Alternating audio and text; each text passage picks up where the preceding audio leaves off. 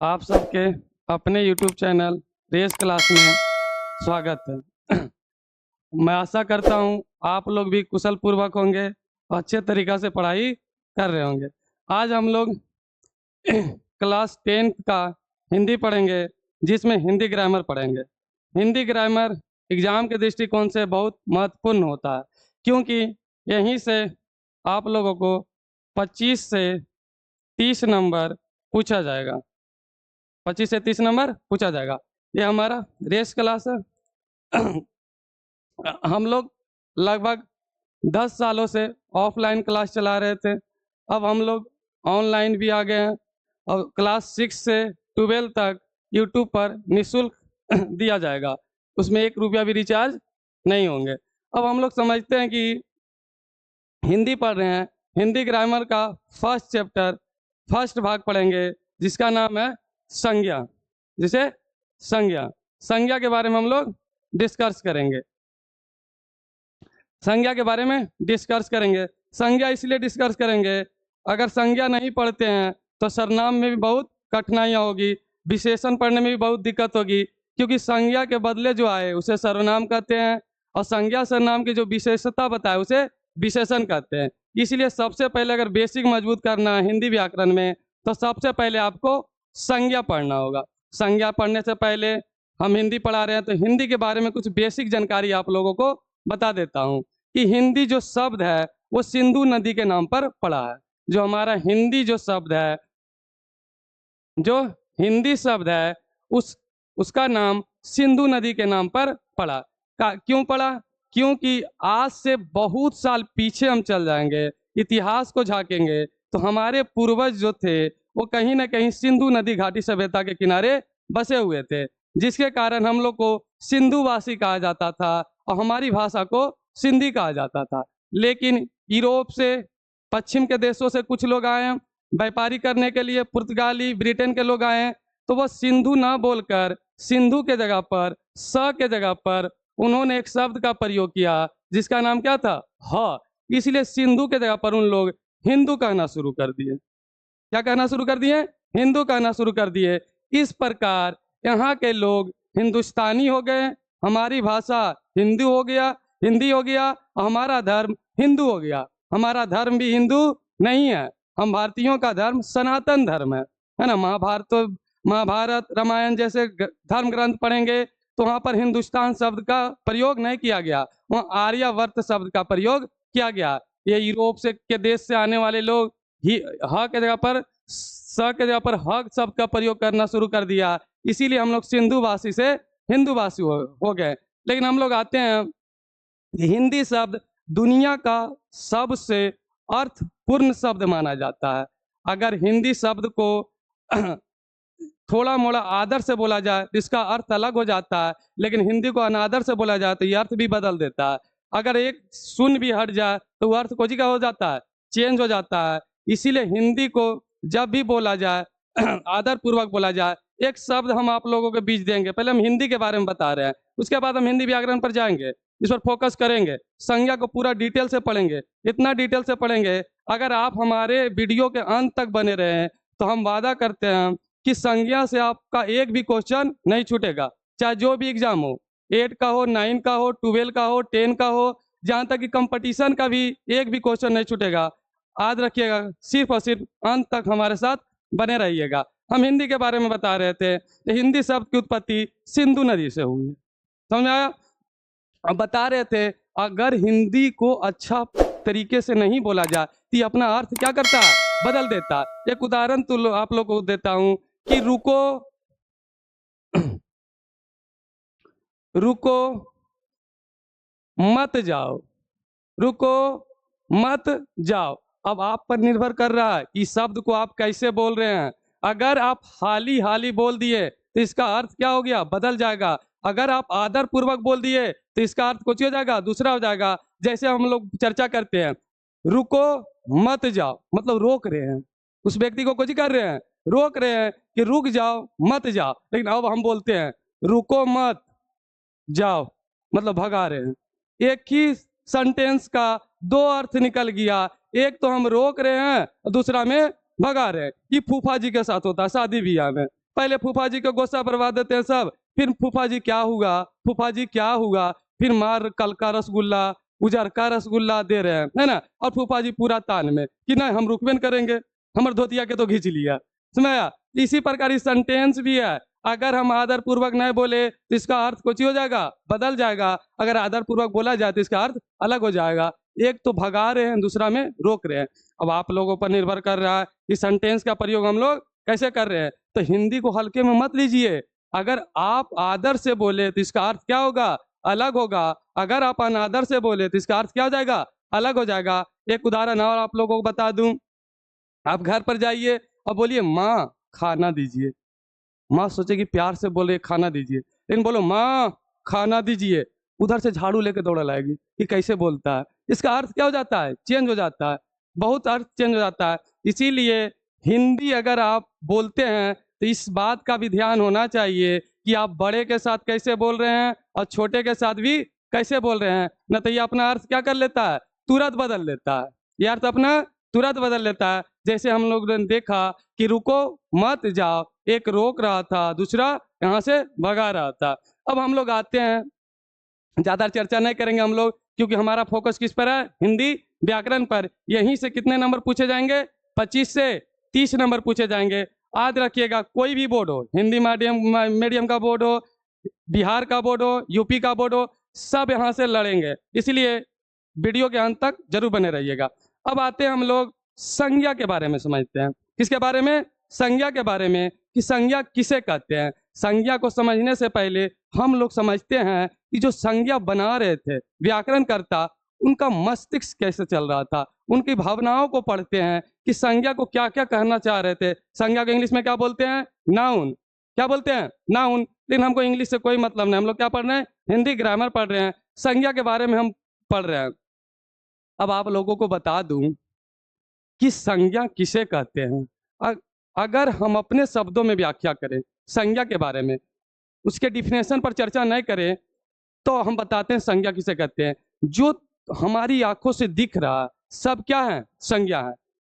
अब हिंदी व्याकरणकर्ता बताने की कोशिश कर रहे थे कि जो तुम्हारी आंखों से दिख रहा है सब कुछ क्या है, संज्ञा है। एक शब्द और उन्होंने जोड़ दिया था, जो तुम्हारी आंखों से नहीं भी दिख रहा है वो भी क्या है, संज्ञा है।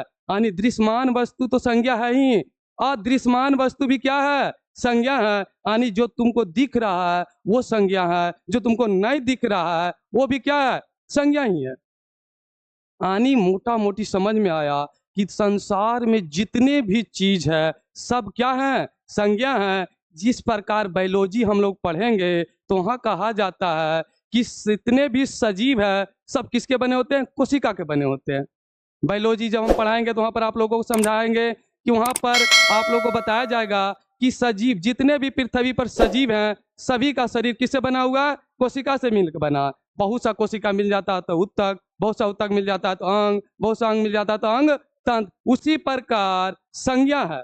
संसार में जितने भी चीज तुमको दिखाई दे रहा है सब क्या है, संज्ञा है। अब आते हैं संज्ञा का डिफिनेशन। अगर आप इतनी बात को समझ लिए तो शायद हमारे हिसाब से डिफिनेशन आपको याद करने की जरूरत नहीं है। लेकिन अगर आप नहीं समझे तो आप रटते रहिए कि वैसा वस्तु वैसा वस्तु वैसा वस्तु, फिर रटते रटते बुढ़ापा आ जाएगा और संज्ञा के बारे में पता नहीं चलेगा फिर। अब हम लोग आते हैं कि संज्ञा किसे कहते हैं। इसलिए हम बार बार कहते हैं चीजों को समझिए, पढ़ना नहीं है, क्या करना है, समझना है। अगर समझ में आ गया तो आप खुद पढ़ लीजिएगा, हमारे पास आने की कोई जरूरत नहीं है। अब आते हैं संज्ञा के डिफिनेशन पर। क्लास 5 से हम लोग पढ़ते आ रहे हैं कि संज्ञा क्या है, लेकिन आज बहुत नई तरीके से हम लोग संज्ञा के बारे में पढ़ेंगे और इतना डीप पढ़ेंगे, इतना डीप पढ़ेंगे कि आज के बाद आपको संज्ञा भूलने नहीं देंगे। अब आते हैं संज्ञा के डिफिनेशन पर। तो क्लास 5 में याद कीजिएगा कि हम लोग पढ़े थे कि व्यक्ति, वस्तु, स्थान, नाम को क्या कहते हैं, संज्ञा कहते हैं। अब व्याकरणकर्ता के मस्तिष्क को पढ़िए। उन्होंने कहा था संसार में जितने चीज है सब क्या है, संज्ञा है। अब आप ही लोग बताइएगा इस डिफिनेशन से आप सब संसार की सभी वस्तुओं का व्याख्या कर पा रहे हैं। व्यक्ति, वस्तु, स्थान, मात्र 3 चीज का व्याख्या हो रहा है। इसलिए यह डिफिनेशन को हम गलत मानते हैं। क्या मानते हैं, गलत मानते हैं। अब हम बोलते हैं कि संज्ञा किसे कहते हैं। यहाँ पर आप लोग को दिख रहा होगा किसी प्राणी, वस्तु, स्थान, गुण, भाव, नाम को क्या कहते हैं? संज्ञा कहते हैं। यानी इस शब्द बोलने से, ये सेंटेंस बोलने से संसार की जितनी भी वस्तु हैं सब इसमें शामिल हो जाता है। प्राणी, प्राणी यानी मानव भी आ गया, जानवर भी आ गया, और जितने पेड़ पौधे सजीव सब आ गए प्राणी कहने पर। वस्तु, जितने भी वस्तु हैं सब आ गए। गुण, जो स्थान कहने पर सब स्थान आ गए, गुण कहने पर सबका गुण आ गया। भाव कहने पर क्या आया? प्रेम, दुख, है ना, भावना, ये सब क्या है? भाव है। यानी जो दुनिया में दिख रहा है, जो दुनिया में नहीं दिख रहा है, ये डिफिनेशन कहने पर सब आ गया। यानी आपसे, अगर आपसे कोई पूछे कि संज्ञा किसे कहते हैं, तो किसी वस्तु, स्थान, नाम को संज्ञा नहीं कहते हैं। अब आपको बोलना होगा किसी प्राणी, वस्तु, स्थान, गुण, भाव, नाम को क्या कहते हैं? संज्ञा कहते हैं। अब संज्ञा के बारे में आप मोटा मोटी समझ में आ गया होगा। अब हम बता दें आप लोगों को, अगर आप लोगों से इतना याद नहीं हो पा रहा है तो एक बात याद रखिएगा, जो भी दुनिया में चीज है, वस्तुएं हैं, जो दिख रहा है या नहीं दिख रहा है, सब क्या है? संज्ञा है। अब तो इतना तो याद होगा, अब तो समझ में आ गया होगा संज्ञा किसे कहते हैं। तो संज्ञा किसे कहते हैं? किसी प्राणी, वस्तु, स्थान, गुण, भाव को, नाम को जी कहते हैं, संज्ञा कहते हैं। जैसे में श्री राम, करनाल, वन, फल, ज्ञान, दुख, प्यार, मेहनत, सब क्या है? संज्ञा। जहां तक बुढ़ापा भी क्या है? संज्ञा है। जहां तक बचपन भी क्या है? संज्ञा है। लेकिन व्याकरण करता तो सब कुछ बता दिए कि संसार में जितने भी चीज है सब क्या है? संज्ञा है। अब आकर कंफ्यूजन हो गया था कि सब कुछ संज्ञा है, हम भी क्या है? संज्ञा है। आप लोग भी क्या है? संज्ञा है। जहां तक ये बोर्ड भी क्या है? संज्ञा है। जहां तक ये कैमरा भी क्या है? संज्ञा है। ये पेन भी क्या है? संज्ञा है। अब बताइए, बोर्ड खराब हो गया, अब हम कहें कि बोर्ड को बाहर, संज्ञा को बाहर फेंक दो, तो ऐसा न ऐसा स्टूडेंट भी होता है कि हमरे बाहर उठा के फेंक देगा। तो इसीलिए व्याकरणकर्ता ने संज्ञा में कंफ्यूजन ना हो, इसीलिए संज्ञा को कितने भागों में बांट दिया? 5 भागों में। कितने भागों में बांट दिया? 5 भागों में। ये स्लाइड आप लोगों को समाप्त होता है। अच्छी तरीका से मैंने समझा दिया है कि संज्ञा किसे कहते हैं। शायद आशा करता हूँ आप लोग भी समझ गए होंगे। अब आगे चलते हैं। संज्ञा के कितने भेद होते हैं? 5। संज्ञा के कितने भेद होते हैं? 5। अब संज्ञा के कुछ उदाहरण पर भी चर्चा कर लेते हैं। जैसे व्यक्ति का नाम रमेश, अजय, विराट कोहली, ये सब क्या है? संज्ञा। वस्तु का नाम कमल, झंडा, ये सब क्या है? संज्ञा। गुण, भाव, नाम, स्थान, सब क्या है? संज्ञा है। और संज्ञा के भेद पर हम लोग को चर्चा करना था। अब चर्चा करते हैं संज्ञा के भेद पर। संज्ञा के कितने भेद हैं? 5। संज्ञा के कितने भेद हैं? 5। याद रखिएगा कि संज्ञा के कितने भेद हैं? 5। पहला व्यक्तिवाचक संज्ञा, दूसरा जातिवाचक संज्ञा, तीसरा समूहवाचक संज्ञा, चौथा द्रव्यवाचक संज्ञा, और 5वां भाववाचक संज्ञा है लास्ट में। लेकिन सबसे खतरनाक यही है। यहीं से क्वेश्चन कोई क्या करता है? बच्चे लोग को फंसाता है। लेकिन हम पढ़ा रहे हैं, आशा करता हूं कि इतना जबरदस्त पढ़ाएंगे कि आज के बाद एक भी क्वेश्चन नहीं छूटेगा।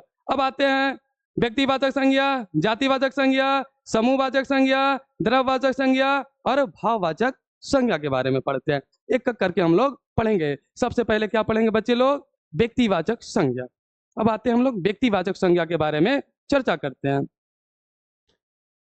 किसके बारे में चर्चा करते हैं? व्यक्तिवाचक संज्ञा के बारे में चर्चा करते हैं। व्यक्तिवाचक संज्ञा संज्ञा का सबसे विस्तार रूप है। यहाँ से बहुत सारे क्वेश्चन पूछे गए हैं और एग्जाम के दृष्टिकोण से बहुत ही महत्वपूर्ण माना गया। इसीलिए याद रखना कि पूछे व्यक्तिवाचक संज्ञा किसे कहते हैं, इसके नाम पर मत जाना। एक कहानी सुना होगा, हाथी के एगो दांत होता है, दिखावे के लिए अलग और खाए के लिए अलग। इसी प्रकार व्यक्तिवाचक है। नाम तो व्यक्तिवाचक है, लेकिन इसका विस्तार जब पढ़ेंगे तो इतना खतरनाक है कि समझ ही में नहीं आएगा। पूरा इतना विस्तार है। संज्ञा का सबसे विस्तार रूप क्या है? व्यक्तिवाचक संज्ञा। अब तू लोग से पूछ दे कोई कि व्यक्तिवाचक संज्ञा किसे कहते हैं, ऐसा नहीं मुंह उठा के बोल देना जिससे किसी व्यक्ति का बोध होता है उसे व्यक्तिवाचक संज्ञा कहते हैं। कोई ठीक है तू लोग का बोल भी देगा। अब आते हैं कि हम लोग कहते किसको है, अच्छा तरीका से समझे, हमारी भाषाओं में समझा जाए, जैसा हम समझते हैं, मोटा मोटी समझा जाए। जो दुनिया में एक पीस है, क्या है? जो दुनिया में एक पीस है, चाहे वो वस्तु हो चाहे वो स्थान हो, वो सब संज्ञा है। डिफिनेशन पर हम नहीं जा रहे हैं अभी, और आप लोग भी डिफिनेशन पर मत जाइएगा। समझिए पहले कि व्यक्तिवाचक संज्ञा किसे कहते हैं? जो दुनिया में एक पीस हो, जो दुनिया में एक हो वो क्या है? व्यक्तिवाचक संज्ञा। अब इसके डिफिनेशन पर चर्चा करते हैं। किसे कहते हैं संज्ञा? कि जिस संज्ञा से किसी खास व्यक्ति, किसी खास वस्तु, किसी खास स्थान का नाम का बोध हो, उसे व्यक्तिवाचक संज्ञा कहते हैं। यानी मोटा मोटी हमारे शब्दों में समझा जाए तो आप लोग सिर्फ एक ही बात याद रखिएगा, अगर आपको व्यक्तिवाचक संज्ञा को पकड़ना है और एग्जाम में बना के आना है तो आप एक बात जरूर याद रखिएगा, जो दुनिया में एक पीस है वो व्यक्तिवाचक संज्ञा। जो दुनिया में एक पीस है वो क्या है? व्यक्तिवाचक संज्ञा है। जैसे हम क्या हैं? संज्ञा है, क्योंकि हम दुनिया में कैसा है? मात्र एक पीस है। ऐसा थोड़ा है कि हमारे जैसा बहुत मार्केट में घूर रहे हैं, नहीं घूर रहे हैं। हम दुनिया में क्या है? एक पीस है, इसीलिए हम कैसी संज्ञा है? व्यक्तिवाचक संज्ञा है। आप दुनिया में कैसे हो? मात्र एक पीस हो, तो आप भी कैसे हो? व्यक्तिवाचक संज्ञा हो। प्रियंका चोपड़ा, मन खुश हो गया होगा तो निकले सुन के। प्रियंका चोपड़ा भी कैसी संज्ञा है? व्यक्तिवाचक संज्ञा। नरेंद्र मोदी कैसी संज्ञा है? व्यक्तिवाचक संज्ञा। अबरी आओ मन खुश हो जाएगा, ईश्वरिया राय कैसी संज्ञा? व्यक्तिवाचक संज्ञा। लेकिन मन खुश ना होना है, इधर एग्जाम पर भी ध्यान देना है। ऐसा ना मन खुश करते रहो एग्जाम पार हो गया, समझा? खोज ले चलो कि ईश्वरिया राय नहीं था भैया, ईश्वरिया राय नहीं था तो हम छोड़ के चला एग्जाम से, है ना? तो व्यक्तियों का नाम भी क्या हो जाएगा? व्यक्तिवाचक संज्ञा हो जाएगा। अब आते हैं जो ओरिजिनल ट्विस्ट है कि इसके अलावा भी व्यक्तिवाचक संज्ञा बहुत विस्तार है। एक बात जरूर याद रखिएगा, दुनिया में जो एक पीस है वो कैसी संज्ञा है? व्यक्तिवाचक संज्ञा है। अब आते हैं दिनों का नाम। दिन भी दुनिया में एक ही होता है। सोमवार क्या होता है? दो चार गो होता है, एक ही होता है। इसलिए दिनों का नाम भी कैसी संज्ञा है? व्यक्तिवाचक संज्ञा है। यहाँ से एग्जाम में पूछ दिया तो मुंह फाड़ ले चला ऐसा कि मंगलवार कौन सी संज्ञा है? कैसी संज्ञा? व्यक्तिवाचक संज्ञा। दिनों का नाम क्या हो जाएगा? व्यक्तिवाचक संज्ञा हो जाएगा। उससे बाद आते हैं महीनों का नाम भी क्या है? व्यक्तिवाचक संज्ञा है। जनवरी, फरवरी, मार्च, अप्रैल दुनिया में एक एक होता है, इसलिए क्या है? व्यक्तिवाचक संज्ञा। क्योंकि डिफिनेशन में हम बता चुके हैं कि जो दुनिया में एक पीस हो वो कैसी संज्ञा होगा? व्यक्तिवाचक संज्ञा होगा। इसलिए जनवरी, फरवरी, मार्च, अप्रैल, मई, जून, जुलाई, अगस्त, सितंबर क्या हो जाएगा? व्यक्तिवाचक संज्ञा हो जाएगा। तो इतना ही नहीं, दिशा का नाम भी व्यक्तिवाचक संज्ञा है। यानी उत्तर दुनिया में एक ही होता है, पूरब दुनिया में एक ही होता है। और डिफिनेशन में बोला गया था कि जो दुनिया में एक है वो कैसी संज्ञा है? व्यक्तिवाचक संज्ञा है। इसलिए दिशा का नाम भी क्या हो जाएगा? व्यक्तिवाचक संज्ञा हो जाएगा। जैसे में उत्तर, दक्षिण, पूरब, पश्चिम कैसी संज्ञा है? व्यक्तिवाचक संज्ञा। मजा तो जब आएगा, नदियों के नाम भी क्या है? व्यक्तिवाचक संज्ञा है। नदियों के नाम भी क्या हो जाएंगे? व्यक्तिवाचक संज्ञा। अब यहाँ पर कंफ्यूजन है, बहुत बड़ा कंफ्यूजन है। अब इसको दूर करना बहुत जरूरी है। नदी शब्द जातिवाचक संज्ञा है, लेकिन नदियों के नाम व्यक्तिवाचक संज्ञा। अगर हम बोल दें कि नदी कौन सी संज्ञा है तो जातिवाचक है। अगर बोल दें गंगा नदी कौन सी संज्ञा है तो व्यक्तिवाचक है, क्योंकि किसी खास के बारे में चर्चा कर दिए, किसी खास नदी के बारे में चर्चा कर दिए जिसका नाम क्या था? गंगा था। अब गंगा कैसी संज्ञा है? व्यक्तिवाचक संज्ञा। यमुना कैसी संज्ञा है? व्यक्तिवाचक संज्ञा। यदि नदियों के नाम आपसे पूछ दिया जाए तो आप क्या मार के आएंगे? व्यक्तिवाचक संज्ञा। अब आते हैं शहरों का नाम भी क्या है? व्यक्तिवाचक संज्ञा। शहरों के नाम भी क्या है? व्यक्तिवाचक संज्ञा। जैसे मैं पटना गया, मुंबई, कलकत्ता, मद्रास, दिल्ली, सब कैसी संज्ञा है? व्यक्तिवाचक संज्ञा। उतना ही नहीं है व्यक्तिवाचक संज्ञा, और आगे देखिएगा, देशों का नाम भी क्या है? व्यक्तिवाचक संज्ञा। भारत, नेपाल, चीन, पाकिस्तान। नेपाल के लोग चापट नकिया चपटा रहता है। चीन ये सब कुछ ही करता है। चीन के बारे में जो जानवे करते होंगे, चमगादड़ उंगादड़ सब पी जाता है। चमगादड़ चीन भी कैसी संज्ञा है? व्यक्तिवाचक। पाकिस्तान भी कैसी संज्ञा? व्यक्तिवाचक। यानी देशों का नाम भी कैसी संज्ञा है? व्यक्तिवाचक संज्ञा। अब हम लास्ट स्लाइड में आते हैं, महासागरों का नाम भी व्यक्तिवाचक संज्ञा है। यहाँ भी कंफ्यूजन है। महासागर जातिवाचक संज्ञा है, लेकिन महासागर के जितने भी नाम होंगे क्या होंगे? व्यक्तिवाचक संज्ञा। जैसे हिंद महासागर दुनिया में एक पीस है। मोटा मोटी हम बोले ना, अगर आपको एक चीज याद है ना तो जातिवाचक आप पूरा पढ़ लिए। सिर्फ याद रखना है जो दुनिया में एक पीस है वो कैसी संज्ञा है? व्यक्तिवाचक संज्ञा। कैसी संज्ञा? व्यक्तिवाचक संज्ञा। महासागरों का नाम हिंद महासागर दुनिया में एक है, इसलिए वो कैसी संज्ञा? व्यक्तिवाचक संज्ञा। प्रशांत महासागर दुनिया में क्या है? एक है, इसलिए कैसी संज्ञा है? व्यक्तिवाचक संज्ञा है। अब आते हैं, पुस्तक तथा धर्म ग्रंथों के नाम भी क्या है? व्यक्तिवाचक संज्ञा है, क्योंकि आज तक सिर्फ एक ही रामायण है, एक ही महाभारत है, और जो दुनिया में खास है वो क्या है? व्यक्तिवाचक संज्ञा है। और इस जो नोट लिखा हुआ ना, इस पर भी चर्चा किया जाए। समझा रहा कि आज से पहले जितने भी युद्ध हुए हैं सब व्यक्तिवाचक संज्ञा है, क्योंकि वो अपने आप में कुछ क्या हो गया है? खास युद्ध हो गया है। अब जैसे चंपारण सत्याग्रह फिर से हो सकता है, इन कहाँ से लाइएगा? आधा धोती वाला महात्मा गांधी कहाँ से लाइएगा? और जो दुनिया में एक पीस है वो कैसी संज्ञा है? व्यक्तिवाचक संज्ञा है। यानी आज के पहले जितने भी युद्ध हुए हैं वो सारे क्या हैं? व्यक्तिवाचक संज्ञा है। आशा करता हूं आप लोग पूरी तरीका से समझ चुके होंगे कि व्यक्तिवाचक संज्ञा किसे कहते हैं। फिर से देखते हैं हम लोग कि व्यक्तिवाचक संज्ञा किसे कहते हैं। जिस संज्ञा से किसी खास व्यक्ति, खास वस्तु, खास स्थान का बोध होता है उसे व्यक्तिवाचक संज्ञा कहते हैं। जैसे व्यक्तियों का नाम हो गया, दिनों का नाम, महीनों का नाम, दिशा का नाम, नदियों का नाम, शहरों का नाम, देशों का नाम, महासागरों का नाम, पुस्तक और धर्म ग्रंथ। यहाँ पर लिख देना तो नहीं, जिसका जिसका शादी हुआ है पत्नी के नाम, ये कैसी संज्ञा है? व्यक्तिवाचक संज्ञा। अब हम लोग आगे बढ़ते हैं, व्यक्तिवाचक संज्ञा में किसी को कोई कंफ्यूजन नहीं होगा। अब दूसरा पहला था व्यक्तिवाचक, दूसरा था जातिवाचक। अब हम लोग आते हैं जातिवाचक संज्ञा किसे कहते हैं। दूसरा कहाँ आते हैं हम लोग? जातिवाचक संज्ञा किसे कहते हैं। हमारे साथ वीडियो के अंत तक बने रहिए। आज के बाद आपको संज्ञा कभी परेशान नहीं करेगा और फटाफट एग्जाम में क्वेश्चन भी बनेगा। अब आते हैं जातिवाचक संज्ञा। हम लोग व्यक्तिवाचक संज्ञा पढ़ लिए, जातिवाचक संज्ञा फिर वही बात कर रहे हैं। अगर हमारी भाषा में समझा जाए कि जातिवाचक क्या होता है, अगर हमको समझना होता, हमको लिखना होता तो हम कैसे लिखते?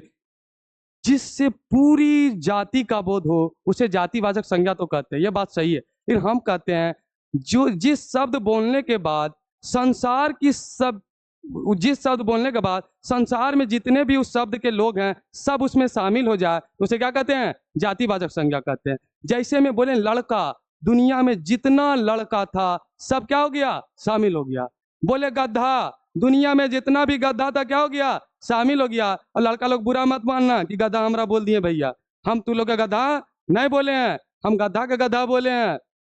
गधा क्या हो गया? जातिवाचक संज्ञा। औरत बोले, अब तुम ही लोग बताओ, जिस औरत शब्द का प्रयोग किए तो क्या दुनिया के सभी महिला नहीं आ गए? आ गए। और दुनिया के सभी महिला आ गए तो कौन सा संज्ञा हो जाएगा? जातिवाचक संज्ञा। पशु, पंछी, फूल, जंगल, पर्वत, पहाड़, ये सब कैसी संज्ञा है? जातिवाचक संज्ञा। अब यहाँ पर कंफ्यूजन है, यहाँ पर एकदम बहुत अच्छी तरीका से क्लियर करना है कि पर्वत कैसी संज्ञा है? जातिवाचक संज्ञा। लेकिन हिमालय पर्वत कैसी संज्ञा है? व्यक्तिवाचक संज्ञा है। हम वहां बता चुके हैं, अगर नाम ले लिए किसी का तो क्या हो जाएगा? व्यक्तिवाचक संज्ञा। अगर हम नदी बोले तो जातिवाचक संज्ञा, लेकिन हम बोल दिए गंगा नदी तो क्या हो गया? व्यक्तिवाचक संज्ञा। अब जैसे पशु क्या हो जाएगा? जातिवाचक संज्ञा, लेकिन हम बोल दिए भैंस पशु, क्या हो जाएगा? व्यक्तिवाचक संज्ञा। अब यहाँ पर जितने भी चीज है देख रहे हैं हम लोग, है ना, गांव से देश जितने भी हैं सब क्या हो जाएंगे? जातिवाचक संज्ञा हो जाएंगे। लेकिन देश के नाम बता दिए तो क्या हो जाएगा? व्यक्तिवाचक संज्ञा। जैसे अमेरिका बोल दिए तो क्या हो गया? व्यक्तिवाचक संज्ञा। लेकिन हम बोले पूरा देश, जैसे देश शब्द का प्रयोग किए तो देश कैसा शब्द है? पूरा दुनिया का देश आ गया, ये कैसा हो गया? जातिवाचक संज्ञा। हम आशा करते हैं आप लोग दो संज्ञा के बारे में अच्छे तरीके से पढ़ लिए होंगे। पहला व्यक्तिवाचक, दूसरा जातिवाचक, है ना। व्यक्तिवाचक जो दुनिया में एक पीस है, किसी खास का बोध हो। जातिवाचक जिसे पूरे समुदाय हम जाति का बोध हो उसे जातिवाचक संज्ञा कहते हैं। हम लोग आते हैं तीसरा, ये एग्जाम के दृष्टिकोण से ज्यादा बीबीआई नहीं है, लेकिन एक क्वेश्चन इतना बीबीआई है कि लमसम 10 बार से अधिक पूछा गया है। तीसरा हम लोग पढ़ेंगे समूहवाचक संज्ञा। तीसरा क्या पढ़ेंगे बच्चे लोग? समूहवाचक संज्ञा।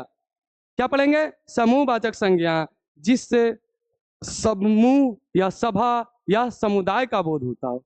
जिससे क्या हो? जिससे व्यक्ति, वस्तु, समूह या समुदाय का बोध हो उसे, चलो हम लोग समझते हैं समूहवाचक संज्ञा किसे कहते हैं। जिससे क्या हो? किसी व्यक्ति, वस्तु या समूह का बोध हो उसे समूहवाचक संज्ञा कहते हैं। अब मोटा मोटी समझते हैं, ये तो डिफिनेशन है कि समूहवाचक किसे कहते हैं? एक जगह जो सभा करता हो, जो समूह में रहता हो, है ना, उसे समूहवाचक संज्ञा कहते हैं। उसे क्या कहते हैं? समूहवाचक संज्ञा कहते हैं। जैसे में सेना, सेना कैसे रहता है? एक जगह पर जमा रहता है। जैसे में वर्ग, वर्ग में विद्यार्थी कहाँ रहते हैं? एक जगह बैठे रहते हैं। तो कैसा संज्ञा हो गया? समूहवाचक संज्ञा हो गया। कैसा संज्ञा हो गया? समूहवाचक संज्ञा हो गया। और तुम लोग को बता दिया जाए कि सेना भी क्या है? समूहवाचक संज्ञा, क्योंकि सेना भी कैसे रहते हैं? एक समूह में रहते हैं। अब इसमें एग्जाम में जो बहुत बार पूछा गया, अंगूर का गुच्छा कैसी संज्ञा? समूहवाचक संज्ञा। चाबी का गुच्छा, ये भी कैसी संज्ञा? समूहवाचक संज्ञा। तो तीन के बारे में हम लोग अच्छे तरीके से चर्चा कर लिए। पहला तो व्यक्तिवाचक, दूसरा जातिवाचक, तीसरा समूहवाचक। अब हम लोग चौथे में आते हैं। कहाँ आते हैं बच्चे लोग? चौथे में आते हैं।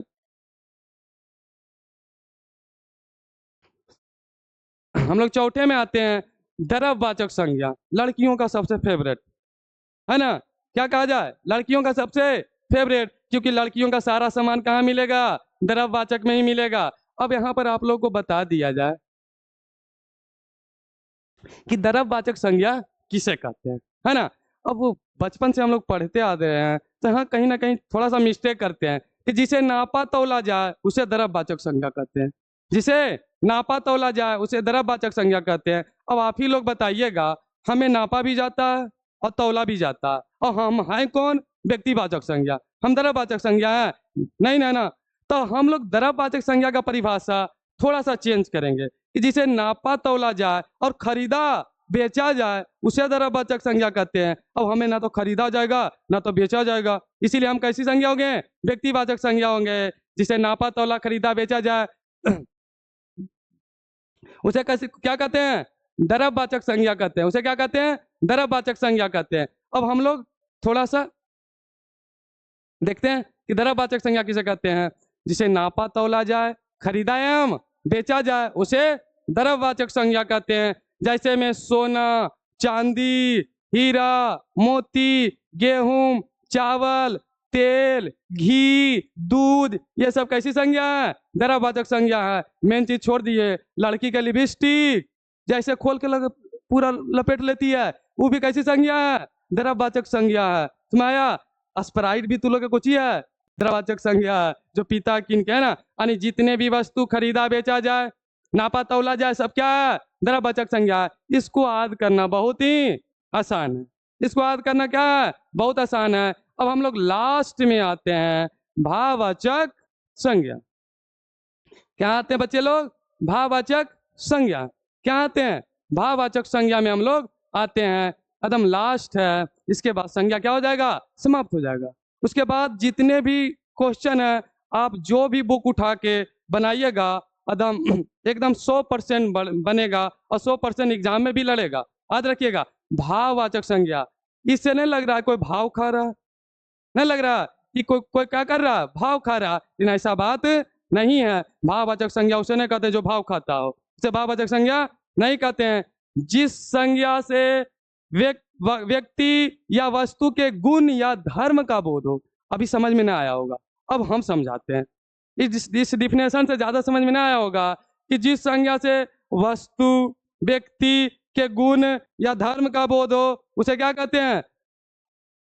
हम आशा करते हैं आप लोगों को ज्यादा समझ में नहीं आया होगा, लेकिन अब हम समझाते हैं कि भाववाचक कहते किसे। एकदम मोटा मोटी समझा जाए, एकदम सिंपल भाषा में समझा जाए।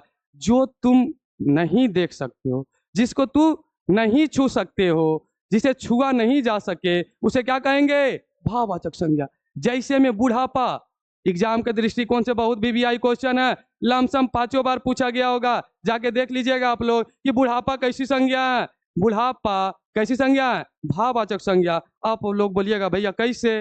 बूढ़ा व्यक्ति को छू लेंगे, लेकिन बुढ़ापा होकर अंदर घुस के छुएंगे, नहीं छू सकते हैं। इसलिए बुढ़ापा कैसी संज्ञा हो गया? भाववाचक संज्ञा हो गया। अब तू लोग बताओ, प्यार। मन तो खुश हो गया होगा इस शब्द सुन के। प्यार भी कैसी संज्ञा है?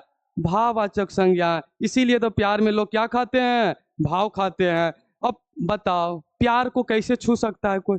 छुएगा? नहीं छुएगा। एग्जाम के दृष्टिकोण से एक और भी आई है, बचपना।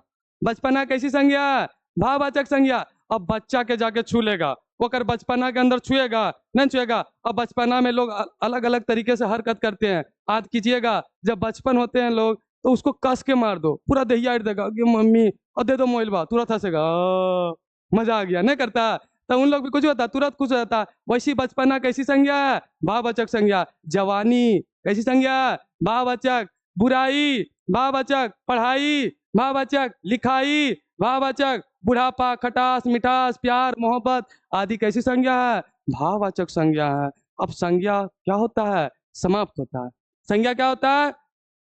संज्ञा क्या होता है बच्चे लोग? समाप्त होता है। अब संज्ञा को फिर से हम आप लोग को रिवीजन करा दूं एकदम स्पीड तरीका से। तो पहले हम लोग बताएं संज्ञा क्या है। क्या बताएं? संज्ञा क्या है? संज्ञा के डिफिनेशन पर चर्चा किए। तो आज की कीजिए संज्ञा क्या बताएं हम लोग, है ना। प्राणी, वस्तु, गुण, भाव, नाम को क्या कहते हैं? संज्ञा कहते हैं। उसके बाद हम संज्ञा को कितने भागों में बांटे? 5 भागों में बांटे। पहला व्यक्तिवाचक, दूसरा जातिवाचक, तीसरा समूहवाचक, चौथा द्रव्यवाचक और पांचवा भाववाचक। व्यक्तिवाचक संज्ञा का सबसे विस्तृत रूप था। व्यक्तिवाचक संज्ञा का सबसे विस्तृत रूप था। उसके बाद कहाँ हम लोग आए? जातिवाचक में। इसके बाद कहाँ आए? समूहवाचक में। इसके बाद कहाँ आए? द्रव्यवाचक में। इसके बाद कहाँ आए? भाववाचक में। आज के बाद एग्जाम में एक भी क्वेश्चन नहीं छूटेगा। अगर आप लोगों को वीडियो अच्छा लगा हो तो आप लाइक जरूर कीजिएगा और कमेंट में जरूर कर कुछ लिख के बताइएगा कि आप लोगों को वीडियो कैसा लगे। अगर आप लोग को अच्छा लगे तो चैनल को जरूर सब्सक्राइब कर लीजिएगा। जय हिंद, जय भारत।